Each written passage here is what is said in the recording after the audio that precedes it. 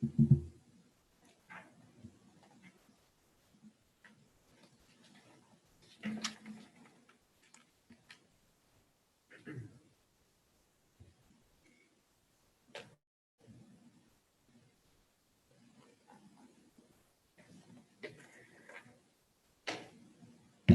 afternoon, and welcome to this afternoon's YouTube conversation with Charleston County School District staff members.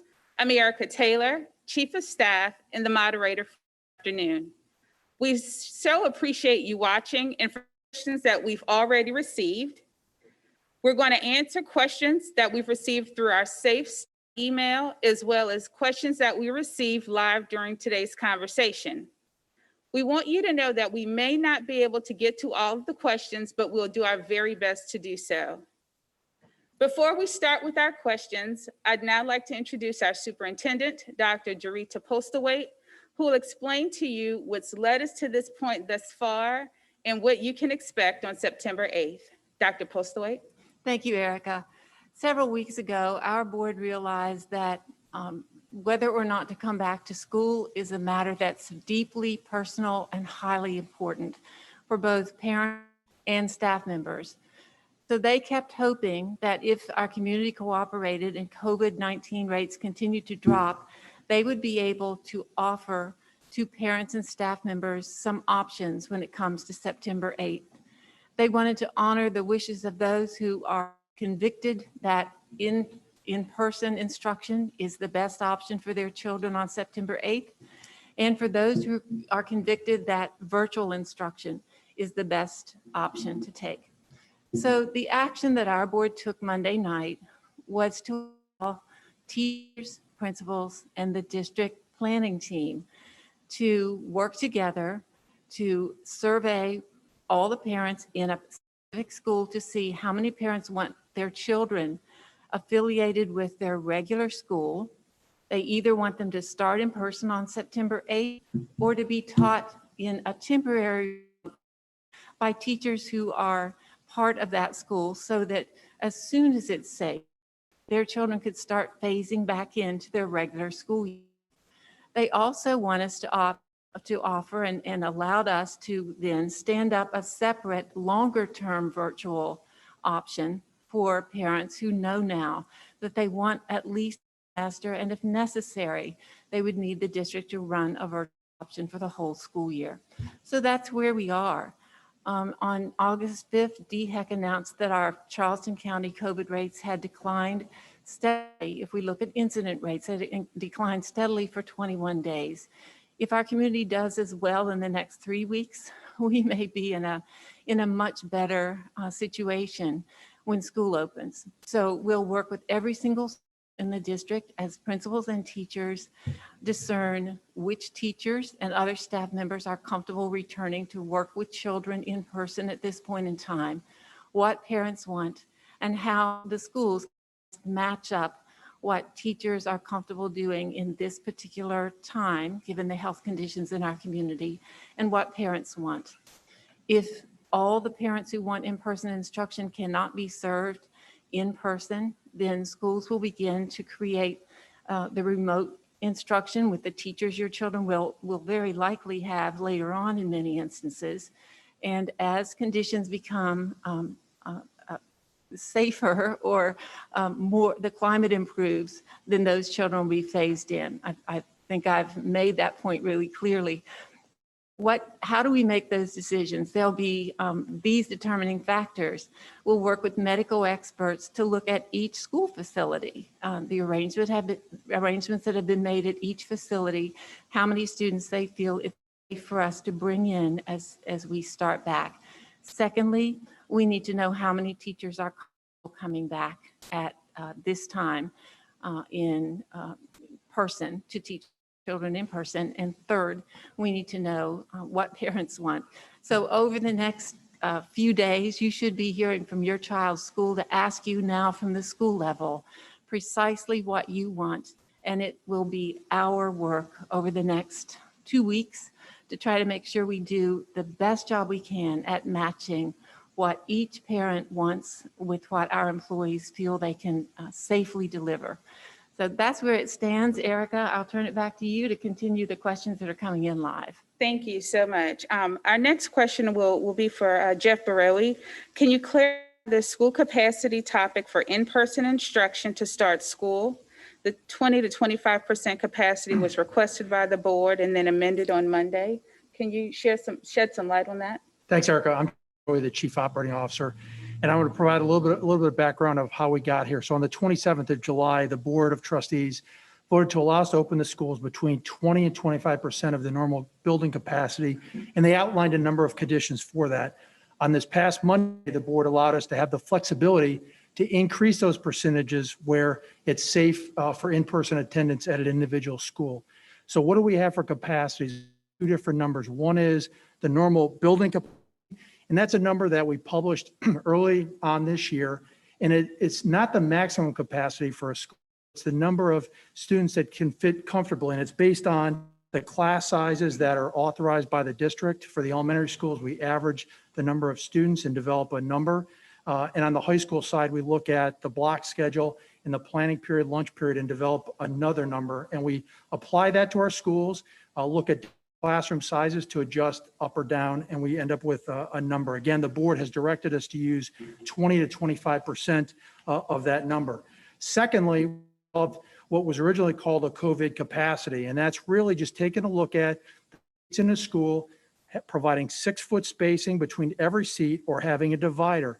It's not, again, the maximum number of students we're going to put into a school based on COVID, but it gives the school an idea of how many seats they will have to use.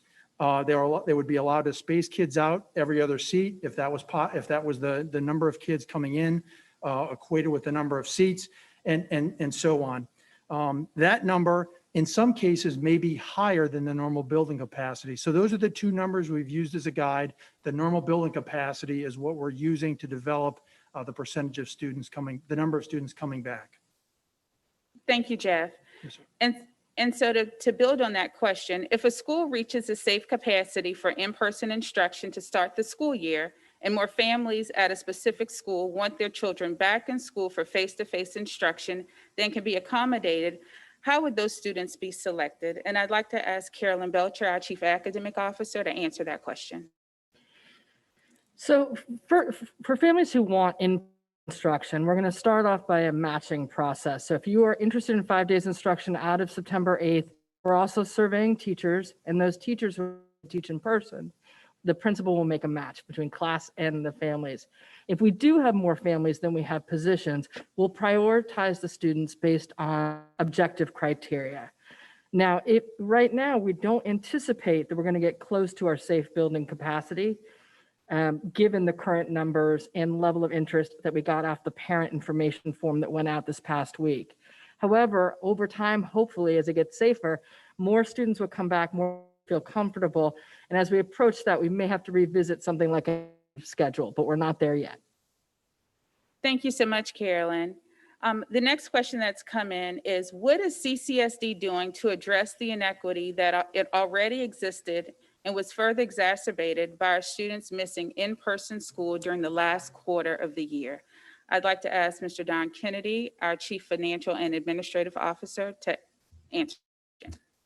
Thank you, Erica. So in terms of the financial resource inequities, the school board adopted the fiscal year 21 budget, the fiscal year that we're currently in, on June 24th, which was in the middle of the COVID-19 crisis.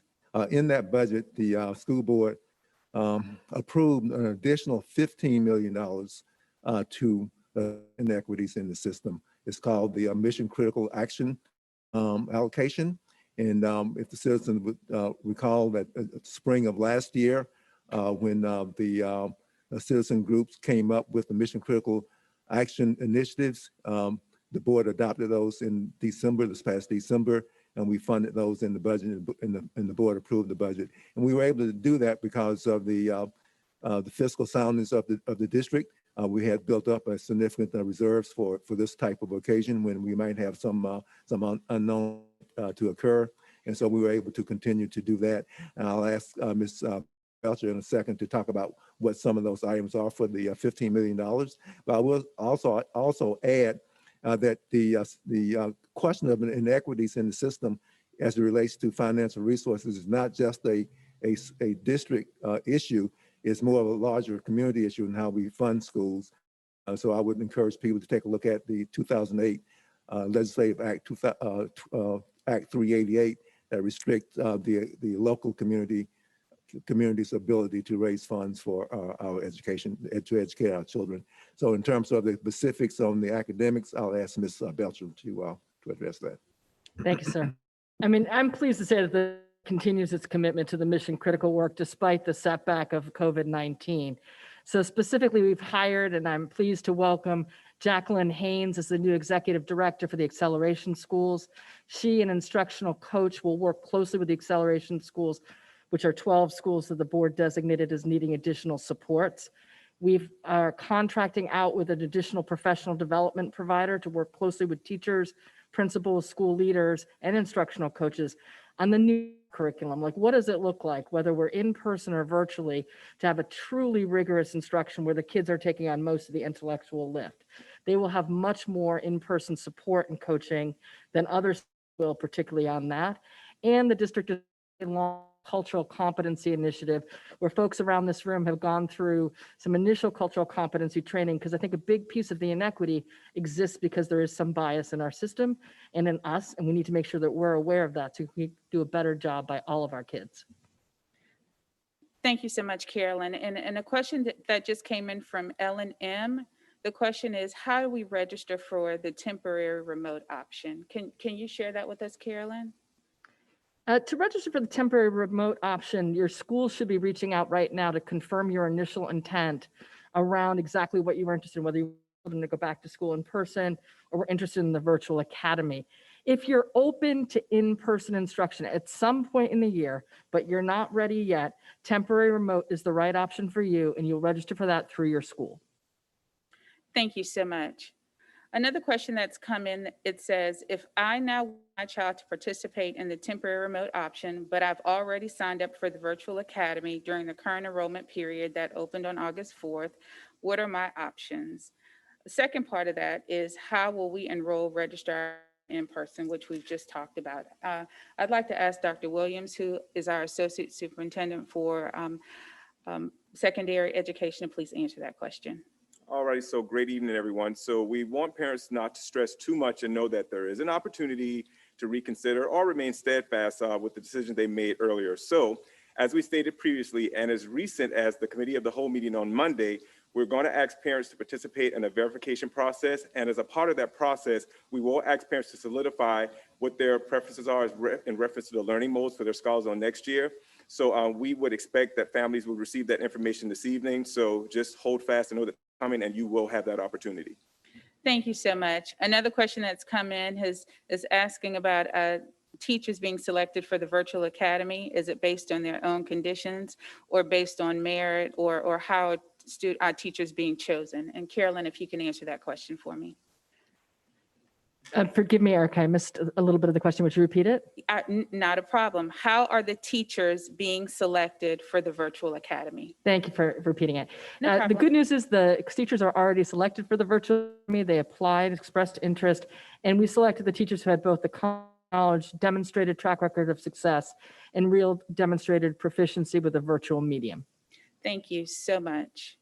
Another question, will teachers be required to teach from the school every day of the school week, regardless of whether they are teaching in person, temporary remote, or the virtual academy? And I'd like Michelle Simmons, who's our Associate Superintendent for our elementary schools, to please answer that question. Good afternoon, everyone, and thank you for the question, Erica. The answer to that question is yes, we will have teachers reporting to their facilities, to their classrooms, to deliver instruction regardless of the mode we're operating in. They will be accompanied by support staff as well, who can be helpful, be assisting and supporting their instructional needs as well. Thank you so much. A question that's come in on the chat is about after-school care. It's from Christy S. And the question is, will there be after-school care? Carolyn, can you answer that question for us, please? I think the answer right now is not yet system-wide. As we're able to, and we see that we're actually able to do things safely, and we're seeing that we're able to accommodate kids and adults well in each building, then we'll phase in more aftercare and other programs, always for small numbers of kids and always making sure that we're following the social distancing and mask and other safety procedures. Thank you so much. How often or when will schools be able to increase the capacity for in-person instruction? And I'd love to answer that for us. So looking back to when the board approved the 20 to 25% on the 27th of July, they gave us an overarching guidance of using medical metrics and logistical considerations. And so what that means is when we look at the medical metrics, Accelerate Ed and DHEC published some guidelines, some metrics earlier this summer. They used the incident rate for a 2-week period. They used the trend that incident rate for the trend rate for that incident rate. And then they also use the positive rate over 2 weeks. And that's based on county numbers. As Dr. Postlewaite mentioned earlier, the incident rate has dropped significantly over 3 weeks. In fact, closer to 4 now that we've been going down. We're still in the high category, but the trend rate is low. So we've got a high and a low. On the positivity rate, which was actually a question that has as well, the positivity rate has decreased, albeit very, very slightly. So that one is decreasing, has decreased a little bit. Looking at those 3 metrics from the medical side. And then on the logistics side, we're obviously going to be looking at each school to make sure that we've got the right amount of PPE, personal protective equipment for our teachers and our kids. We'll be looking at the cleaning schedules. We'll be looking at busing to make sure we can get kids to school safely. We'll be looking at our HVAC systems. I'm very confident that from a logistical perspective, we're in very good shape and would be able to support whatever's needed based on the metric side. So that's it in a nutshell. Thank you so much. Another question for Karen. When will parents be able to see what classes, including core and electives, will be offered through the virtual academy and through what format? Certainly. Right now, the push for August 14th is just for virtual academy. Like, we want to make sure that we've got that number finalized. So then we know the distribution of kids at each grade level, and that can help us clarify the schedule for elective courses. So that is the key outstanding question. That process will begin next week, and our hope is to get back to families no more than another week out. Okay, perfect. Thank you. This question is for Bill Brigman, who's our Chief Human Resources Officer, and the question's about substitute teachers and what's the backup plan if a teacher becomes ill? Thank you, Erica. No problem. We have a very solid plan in place for substitute teachers. Each school in our district will receive a permanent sub or subs that will come to their building every day, regardless of need. It's not like the traditional format where substitute teachers rotate across the district to various schools. Again, they'll have permanent subs that we're calling building level subs. The decision on how many subs will serve each school is based on historical data over the last year and a half of usage. Thank you, Erica. Thank you, Bill. Another question from Aaron C. We just received. It says, what COVID testing, if any, will be required for staff and/or students? Jeff, can you answer that for us? Certainly, Erica. So from a COVID testing perspective, we're not making it mandatory for staff or students. We are highly and strongly recommending that they get tested as close to when school starts as possible. Right now, we've got 8 dates established with our medical providers that those dates will be published shortly. And when we get those out, it'll be up to those individuals to pick a date that's convenient to them and tested. All of them are set up in order for us to receive the results before school starts in early September. Thank you so much.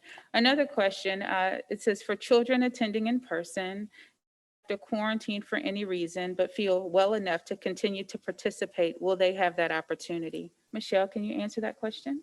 Yes, absolutely. So there may be occasions when students have to quarantine for a period of time. They will have the ability to transition to our temporary remote opportunity so that instruction won't be delayed or they will still be able to continue with the teaching and learning process. Thank you so much, Michelle. We have a question about our school calendar, and the question is from Elaine W. students. Will there be an updated school calendar? My general counsel will answer that question. Thank you, Erica. Yes, our school calendar is actually available now on our website. This past Monday, the board voted to update the calendar, and so all of those updates can be accessed on the CSD website currently. Thank you, Natalie. This question is for Dr. Postlewaite, and it comes from Steve S. And why was it deemed appropriate to close schools in March when the presence of disease in the community was so much lower than it is at this time? So I think in early March, the rationale for the governor closing schools was that one understood much about this new coronavirus worldwide. So the governor took the precautionary measure of closing schools. In the meantime, we've learned a whole lot more about the coronavirus. As educators, we've learned from pediatricians, we've learned from epidemiologists. We believe that medical experts know a great deal more about how they. So the challenge now is how and when, under what circumstances to reopen schools. Thank you so much for answering that question. I do have another question for Ms. Belcher, and the question is from Dan W. When is the last day to give us an answer if my children can be in school? When is the last day that we would like parents to let us know if their children will be able to attend school in person? We're asking each parent to verify the information that you filled out in your survey. The schools are reaching out now to confirm so that we know the parents who want 5 days a week in person, and we know the parents who are interested in temporary remote. We had a large percentage of parents who didn't complete that survey, so that process is important. So we expect that to be done early next week. My expectation is then principals will do the difficult task of trying to those teachers who are willing to teach and those families that want 5 days a week of instruction. I would expect that it's going to take us a good week and a half beyond that. So it'll be at least a week prior to the opening of school that we can confirm everything. I don't want to overpromise and underdeliver. I think our challenge here is making sure that we're scheduling well and that we've got the right match for teachers, families, and the kids. Thank you so much. A question's coming in from Jessica M. And the question is, will face shields be allowed for students in lieu of mask? Jeff, can you answer that? So I will, that face shields is a subject that's discussed pretty much each and every day. Ideally, we would be wearing face shields. It's certainly much more comfortable than the mask. But right now, we've been working with our medical expert. We need to be wearing masks and not face shields. So face shields won't be authorized without masks, except for extreme circumstances. We have medically fragile children with instructors that need to wear a shield and not a mask. Will have individual exceptions that we've gotten support from the medical providers. But as of today, masks are required. Face shields would provide an additional level of support, but face shields can't be worn without the masks right now. Thank you so much. And if you, just a secondary question to that, who will be in charge of contact tracing and how will it be implemented? So we've got an extremely good process in place now. When when we left our school buildings this spring, our nursing staff supported DHEC in doing contact tracing. And so they've got some very valuable experience in doing that rapidly. We are completing those mostly within 3 hours of when we're notified. And so our nursing staff, when finding out an individual has tested positive, will do that investigation very quickly, identify the individuals that'll need to be quarantined, and also identify the school space that needs to be deep cleaned, and we'll take care of that immediately. Thank you so much. Dr. Williams, how is the loss of instructional time for AP courses being addressed? So thank you all, and great day again. So we all know that we're concerned with the learning gaps of our, especially given the abrupt change that happened in March. But with that being said, we'd like to bring some comfort to our parents and our scholars in that there are many schools across the nation that start school after Labor Day, and those scholars do take AP exams. So that's something we want you all to know. But outside of that, our high schools individually are looking at ways to support scholars. So when they are presented with this exam, they are confident and ready to execute and be successful. Thank you, Dr. Williams. We have another question. Why has the school board chosen to leave the decision about how many students will come in-person school to the responsibility of each school staff? Jeff, can you answer that question for me? Erica, can you ask me the question one more time, please? I can. Why has the school board chosen to leave the decision about how many students will come in person at each school to the school staff? So I'll say that the school board, the Board of Trustees trusts our decision-making ability, and we do have a number of schools, as an example, with very low enrollment and a lot of space. And so we could very easily see an opportunity to increase the number of that school as school opens on the 8th of September. So it does provide us flexibility. It does not change the guidelines which they have outlined for us, both the medical metrics and logistical considerations. So we will still fall in line with the guidance provided by the Board of Trustees.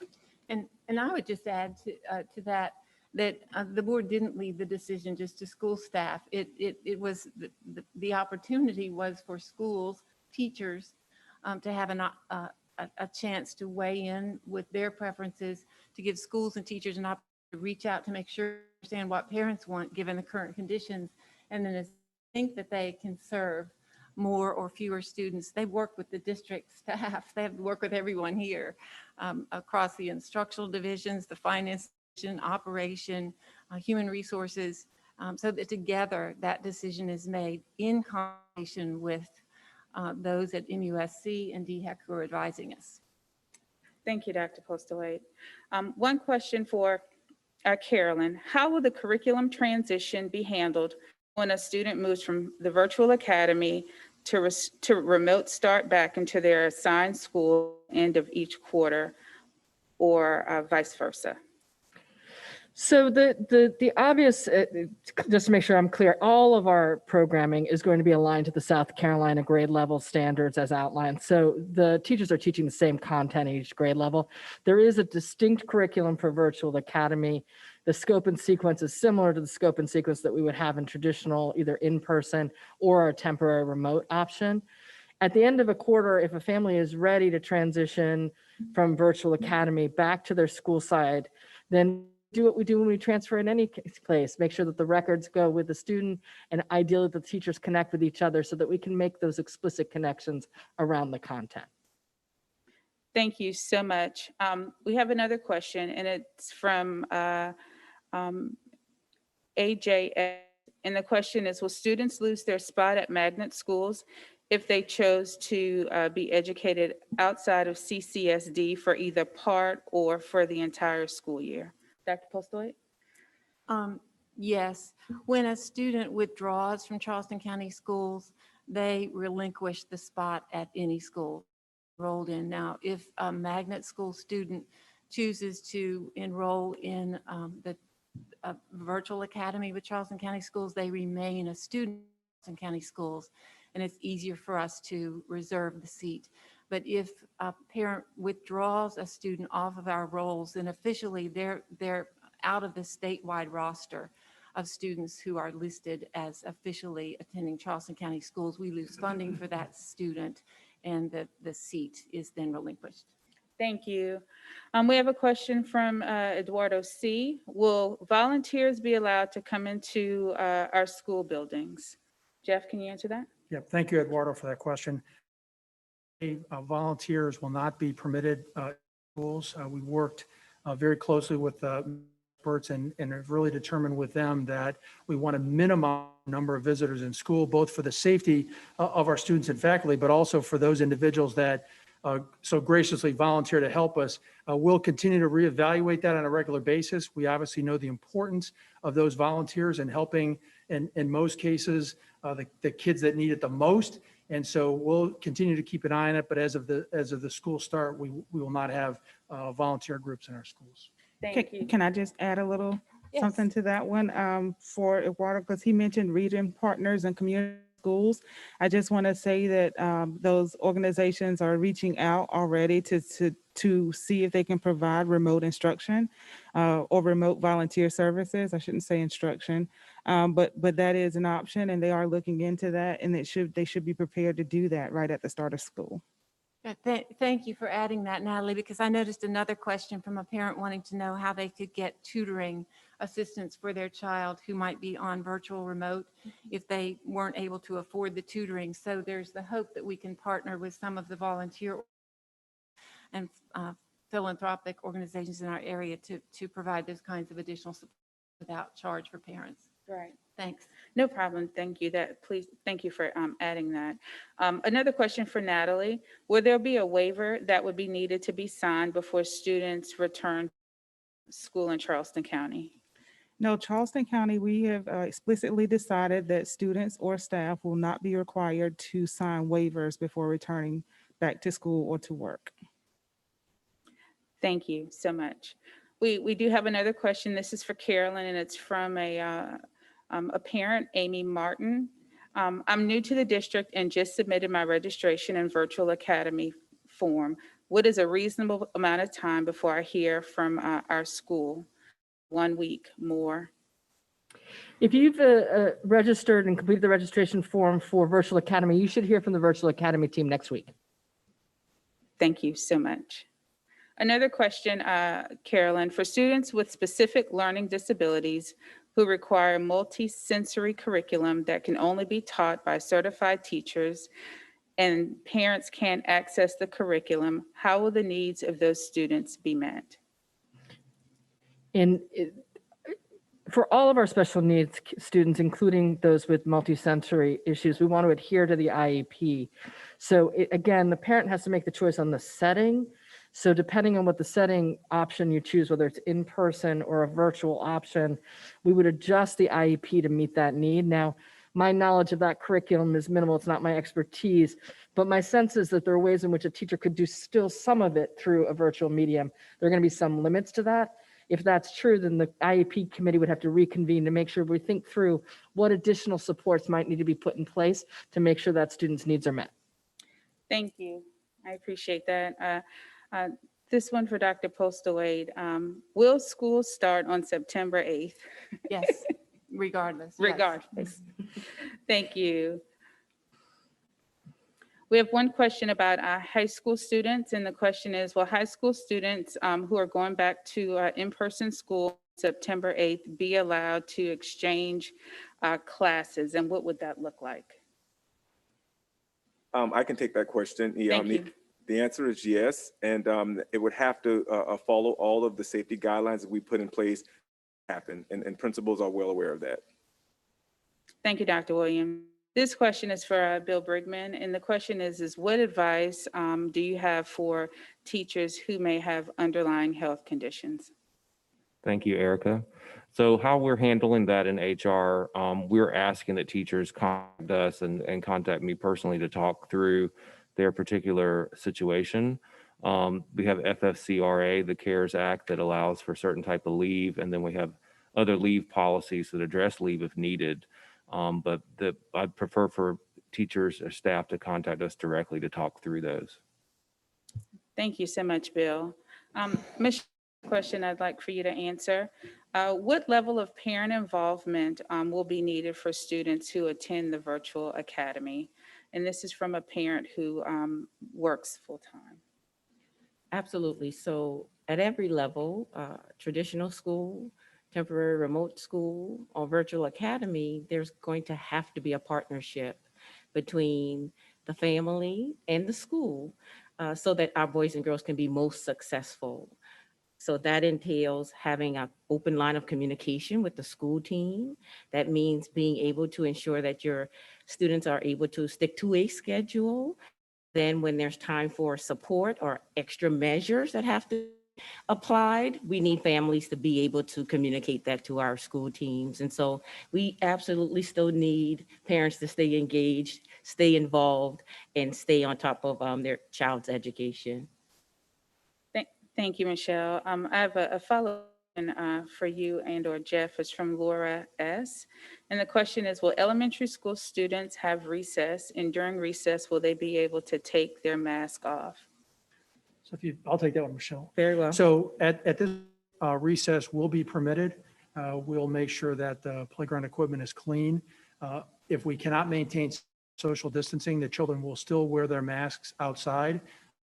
continue to communicate with our medical experts on the more detailed ways on how to handle it. But as of today, that's the plan. Thank you so much. This question is for Carolyn, because we've gotten it a few times. At the difference between virtual and temporary remote. If you could explain that once again, I'd appreciate it. Certainly. Virtual Academy is the best option if you and your family know now that you want a full year of virtual instruction. You are not ready for in-person and don't think you will be at any point in the year. Those might be for folks who have a medically vulnerable family member, or the virtual thing was working for your family and you want to continue it. Temporary, we're seeing such a large number of parents who are interested in person at some point during the year, but they're not ready yet, given our current virus levels. We're asking schools across the system to provide a temporary option. Now, a temporary remote, to make sure that we don't have loss of learning and we have a smooth transition, it's temporary at least a quarter for elementary and middle school students and for a semester for high school students. Now, our assumption here, end of the quarter, as the end of the quarter approaches, the board will step back, we'll step back and look at the medical guidance from MUSC, from DHEC, and if the virus levels are still in the same place, extend the temporary for another quarter. If it's in a good place, which knock on wood, things are going to get better and we're bringing more students back, particularly at our elementary level, and you're a parent who's concerned and you're not your child to go back yet, at the end of the quarter, you can transfer into Virtual Academy. We want to parent is forced to put their children in-person instruction if they're not ready, so that there's a nice option, but also that if you're a parent who wants to pay attention and make your own decision based on the virus levels, you can do that as well. Thank you so much. And this is just a follow-up question about Virtual Academy, and it's from a parent. And the question is, who will ensure that during the Virtual Academy, my daughter's IEP will be met? If a student with a diagnosed IEP or 504 plan answers for the Virtual Academy, the Office of Exceptional Children is going to reach out immediately to make sure that we can accommodate the special learning needs in the virtual context, or have conversations with the family that we should adjust the IEP.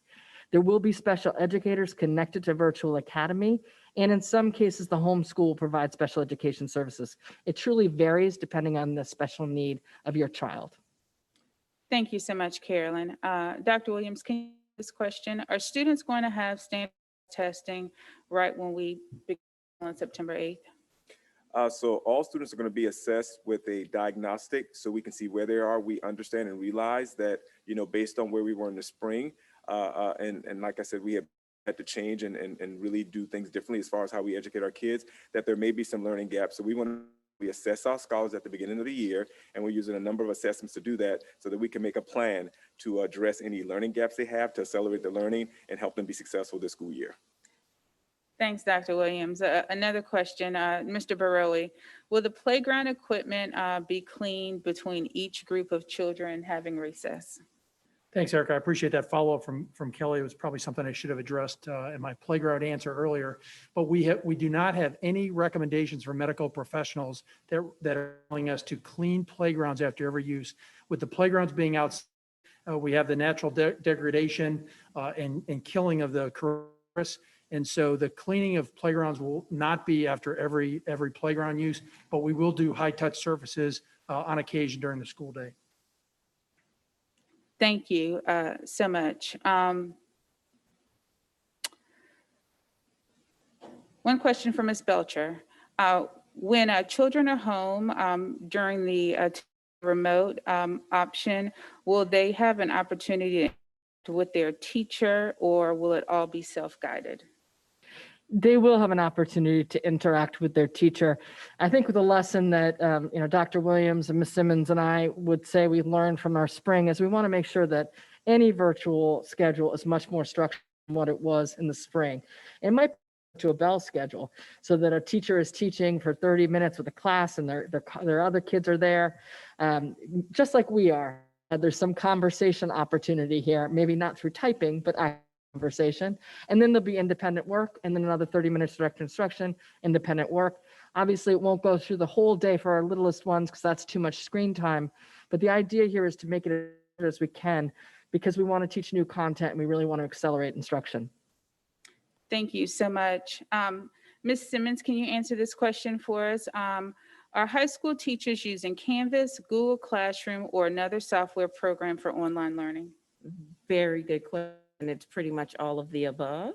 So Canvas will be where we store, it'll be like our clearinghouse where everyone K through 12 will be able to utilize various platforms that you may be familiar with as a family. So Google Canvas is the housing system, but Google and some of the other ones you might know, like Class Dojo, a lot of platforms that teachers use on a daily basis will still be used by Canvas, where we house everything. Thank you so much. A question from Alexandria F. And the question is it required that temporary remote or virtual students have an initial in-person meeting with teachers prior to the start of school? It is required if parents are comfortable with it. Thank you so much. Another question that's come in is, can you please explain the downward trend comment that's made? Can you explain it a little bit more, Jeff? I'm not really sure exactly what the question is asking, but if you monitor the data, which is available from the county, which we do every day, we track to see that 14-day average, because one day can be an anomaly. So looking at it from 14 days is a much more accurate picture. We look at that both for the incident rate and the positivity rate, and we monitor that. As far as the downward trend of the incident rate goes, DHEC actually rates it and provides us that downward trend over the period of time, and it's over that 2-week period. And right now, as I mentioned earlier, it is a high downward trend, and it is low as rated by DHEC 2 days ago. Thank you. Another question that has come in, Jeff, is about our schools providing PPE for teachers and or students. Yes, we are providing the initial outfitting of PPE as it stands right now. Our plan is to have 3 sets of cloth masks for each student in our school. We'll also have disposable masks for those kids that forget it on a given day. And we would be able to disposable masks both as they get on the bus or they come into the school from riding their bike, walking, or being dropped off. From a teacher perspective, we've already issued 4 cloth masks to each school for their faculty at this point, and as we get more in, we'll continue to increase that number. Other items of PPE, I mentioned earlier that can't be worn alone without masks, but we will have a face shield for every teacher that wants that with their mask, or if they're more than 6 foot away from a student, they can begin to move toward wearing that face shield as the numbers continue to decrease. We'll also have an ample supply of disposable gloves where they're needed. Our nurses' clinics will also be fully outfitted to take care of any incident that might occur and make sure that they're properly protected in their spaces. Thank you. And just one follow-up question is it realistic to expect a 10-year-old to wear a mask all day inside their classroom? I would say that in today's environment, it is very realistic for kids that are that young to wear masks. It is something that protects the individual and more so protects the individual that we're around. And so our masks protect others. I would encourage and really plead with parents to get with their kids if they're already to allow them to see the benefits of wearing a mask, practice wearing a mask so when they get to school, they feel comfortable. Right now, we've begun a kaleidoscope for our teachers' kids that are in schools right now, and they are wearing masks. And so far, it has gone well for the first day and a half. It is something that if we're wearing our masks, our numbers will come down even faster, and it will allow us to get back to normal sooner. So yes, it is realistic to expect young kids to wear masks. Thank you so much, Jeff. Dr. Williams, a question for you about the virtual school the virtual school option that we will offer. Is it accredited in South Carolina for high school students? And that was the easiest question I've gotten all. Yes, it is. It's accredited under our accreditation for Charleston County School District, so yes. Okay, and then just to follow up on that question from a parent, and the question is, with the virtual academy, will there be classes available such as art? Right now, we need to see what the needs are for all of our kiddos. And what we're currently trying to do is when we have needs like that, possibly reaching out to our schools to see what we can offer to those kiddos that are in the virtual academy that need those types of courses. But right now, we want to see what the needs are for the kids and kind of start with that as a starting point. That's right. But I would add that we know we're going to offer the arts elective. I think the question is, can we offer all the electives? Because in some of our high schools, we offer over 100 different electives, and that just may be unrealistic for us to offer in a virtual academy format. Thank you so much. This question is about district-issued devices for all students in person, temporary, remote, and virtual. Jeff, can you take that one for us? So we have devices within the district to allow for one-to-one use. So that means we have enough devices for every single student. We did issue a significant number of them in the late spring. We brought those back in. We're identifying any shortages and supplementing schools that need them. But I fully expect that as of day one, we'll have a device in every student's hand that needs one. Thank you. Thank you for answering that question. Carolyn, another question for you. What plan is in place to provide assistive services such as physical, speech, and occupational therapy to virtual learning students? Again, once that a student has an IEP who's interested in either virtual academy or remote instruction, the special educator or the Office of Exceptional Children will reach out to figure out where the parent wants the services provided. Speech and language pathology can be offered very easily through a virtual medium. Something like occupational therapy and physical therapy, there's obviously more constraints around that. And so the conversation might be what's the right setting, and how can we provide that service in a way that meets both the parent's concern, protects the safety of the teacher, and make sure that we're making progress towards the IEP goals. Thank you so much, Carolyn. Jeff, I got a question about bus transportation. Can you share with our parents what they can expect? I was hoping we'd get bus questions. I love bus questions. I do want to go back real quick. I want to clarify my device answer. We have not issued devices in the past for CD students, and we do not have the devices for CD students this year. So that's one caveat. That's K through 12 of the one-to-one devices. So on to transportation, which is very exciting. We have a new contract in place this year, and we're very optimistic about the levels that we're going to be able to provide, despite the capacity limits that are driven by COVID. We've got the new buses on site. We've got drivers ready to go, and we're very close on publishing our route schedule. Expect to see that in the next few days. We expect that no matter how many kids are back in school, we will generally run the same routes. That's the easiest way to get around. It will result in the highest efficiency to get kids to school and make sure we don't miss any stops.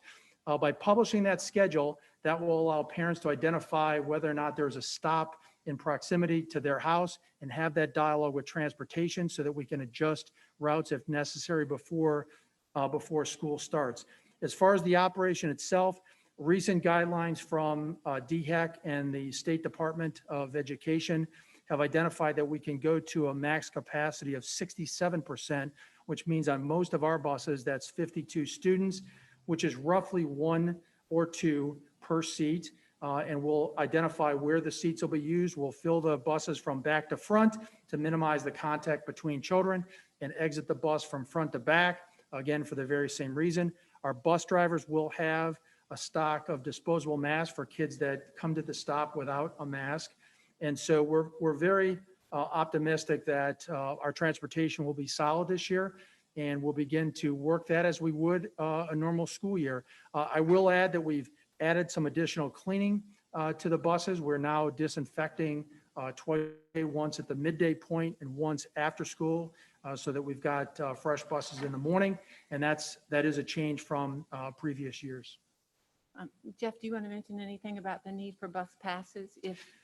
So we are looking at, because we're restricted by COVID capacity, we will be looking for parents to tell us, assure us that they need a bus pass so that we can make sure that when a bus pulls up, we've got capacity within that bus to maintain COVID standards. So we expect that during Leap Week, that first week of September for K through 8 kids, that we'll be establishing a process to issue bus passes to those that want them. That will further allow us to make sure that our routes are solid and guarantee their child a seat on that bus each and every day. Thank you so much, Jeff. I do have a question for Ms. Simmons. The question's from a rising kindergarten parent, and it's that they didn't receive a survey. What should they do? Absolutely. If you did not receive a survey because you're not yet in our pupil counting system, you should reach out directly to the school that you're zoned for, the school you anticipate attending in the fall, and that school will be able to help you directly. Thank you so much. Dr. Williams, if you can answer this question, and it's about lunch. What will lunch look like in our schools this year? Again, we're going to ask that the schools, based on, their building, the capacity of the cafeteria, kind of make those decisions at the school base, at a school-based level. We would like to recommend that if they feel that it's not safe enough for kiddos to do so, that they could possibly have that lunch and breakfast in the classroom. But if they feel like they can, execute scholars having lunch in the classroom safely, then they're able to do so. Can I add to that answer, Dr. Williams? Yes. Sure can. All right. I like talking about food as much as I like talking. And add to Dr. Williams, our nutrition services department has really worked hard to ensure that not only do we maintain the quality of food, we will have hot lunches for our kiddos. The process for them to get their meals is going to be completely safe. It's a touch-free system, both from a payment perspective or a checkout perspective, and also from a handing off of the food perspective. They'll all be in containers in which are safe for the kids. We're also establishing a process to offer meals to virtual students. We'll be establishing points for our parents and expect that we'll have a survey out on that shortly. Thank you so much. We have another question from Adana R. And the question is, who are temporary remote teachers and who are the virtual academy teachers? And Carolyn, if you can answer that, I'd appreciate it. Certainly. We've hired 12 teachers now to teach in the virtual academy that went through a recruitment and selection process, again, based on their proficiency in instruction and comfort with the. As we provide remote instruction, it's going to be your child's teachers from schools that will actually have some teachers who are more comfortable with remote instruction initially teaching those temporary remote classes. I would actually just say it's a good time to remind families, I think you could probably infer this, but we're probably going to have movement of students working with different teachers over the course of the year, depending on the medium. To the extent possible, principals are going to try to minimize that because we know the importance of relationship. But to balance the complexity, the people who are the real heroes right now in the school system are the principals. And that's one of the sacrifices and flexibilities we're going to need, and patience with us as we try to make our best matches possible. Thank you so much. Jeff, another question for you. To work with internet providers to increase bandwidth for CCSD families? That's a great question. And there is a lot of work being done on the information technology side. The challenges we've had with internet for our students at home is twofold. One are those that live remote. Those are on the outskirts of Charleston County, which may not have a good level of. In that case, we are working with internet providers to try to increase the coverage in those areas. And then there are the students that their families may not be able to afford internet. And we have a significant number of those students. We put in a request through the State Department to get MiFis, and those are the individual packs, which will provide connection to cellular service within an area where a family can't afford. Those are for the families in high poverty that can't afford internet. We'll be able to provide those. Additionally, we have added antennas at all of our schools to provide outside coverage that will allow families to get their kids to a school outside the building at any time, 24/7, to have access to the internet. I know that's not a perfect solution, but that is something that I think will help those kids that don't but can get to that location, their respective school location. Thank you so much. Michelle, can you share a little bit about how children will be allowed to socialize and parents, it's important and Sure. want to. Sure, that's a really good question because not in typical times. So school will not look like it typically has in the past. We have to be able to ensure and give parents peace of mind that their babies will be safe when they're in the schoolhouse. And so that's going to involve some social distancing to the extent possible that students can interact, engage, participate with one another will be contingent on how safe we make that play, that interaction, and that engagement. And so it's going to happen under the supervision of the classroom teacher. But again, they are people for elementary school, at least I can speak for the little people. We want them to have the benefit of social interaction. We just have to do that with that layer of safety in mind as well. Thank you so much. Dr. Williams, Dr. Belcher, can you share a little bit about the virtual academy and what that looks like for high schools? Certainly. So I'll start, if that's okay, Dr. Williams, and turn it over to you. What high school have said to us is that they really want to program the virtual options themselves because they want to make sure students have the level of electives that they typically have. So they are working right now to provide virtual options for their community. I know that there were some surveys that went out today from the high school families. If they're asking if you want virtual or they're asking in person, that is so that they can do their schedules based on it. And Dr. Williams, would you add things to that? I think you summed it up pretty perfectly. And I think that we're really looking at how best serve scholars as it relates to whatever mode they're in, because like I said, we realize that, we have to address some of the learning gaps that our scholars had on last year, but also comparatively, what we did last year has to be different this year, and different in a good way as to how we serve our kids and ensure that all the things that they need academically, instructionally, that we ensure we provide it to them. Thank you so much. And this is the last question that we're going to take this afternoon. And the question is, what kind of training or intro sessions will parents receive as it relates to virtual learning? I'll take that, Erica. Thank you, And Michelle. so we have dedicated the week of August 31st for our LEAP days, and that's going to be an opportunity for our families to enter the schoolhouse for the purpose of orientation. Several things will take place, like device distribution, some of our diagnostic testing, but in large part, we see that as an opportunity for the process of relationship building, making connections and rapport with our families, and orienting them to the new school year, whether that's through what devices or what platforms you can expect to use and engage in as a family, and then what to expect from your classroom teachers on a daily and a weekly basis. So you can expect to hear from your child's school soon about the plan for those LEAP days and how you will be given more information about what the new school year will look like for us. Absolutely. I said, if I could add one piece to that, and I know Jeff will actually like this part. We're calling some of these our parent boot camps, and I'm military, so parents get ready. We're gonna have boot camp for you all. Thank you so much. That was our last question. It was really fun moderating this session with you all, and I'm going to ask Dr. Postoy to close us out. Oh, thank you, Erica. I want to thank all the cabinet members for participating today. As you can tell, we're working really hard, and we want to give credit from this point forward to the folks at the schools. The teachers are back this week. Many other personnel are also back this week supporting the effort, working with principals. They'll be working with parents. Our board's goal, as we said at the beginning, is to try to, as quickly and safely as possible, give every parent the choice that you believe is in your child's best interest. We don't have the answers to all of your questions. We don't have all the answers we need yet.